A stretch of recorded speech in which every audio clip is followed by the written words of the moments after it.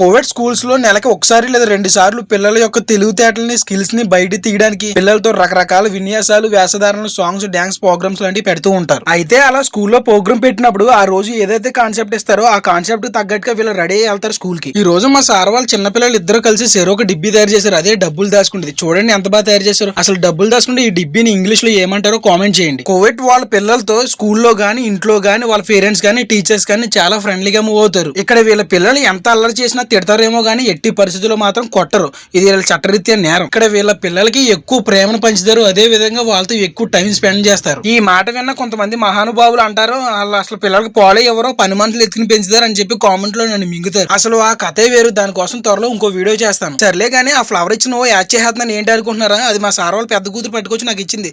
సరే కదా ఇచ్చిందని చెప్పి ఓ స్మైల్ ఇచ్చి థ్యాంక్స్ చెప్పాను. అది నీకు కాదు, పట్టుకెళ్ళి కారులో పెట్టి ఇంటికి వెళ్ళాలని చెప్పింది అనమాట. చూస్తున్నా మీకు వీడియో నచ్చితే లైక్ చేసి కామెంట్ చేయండి.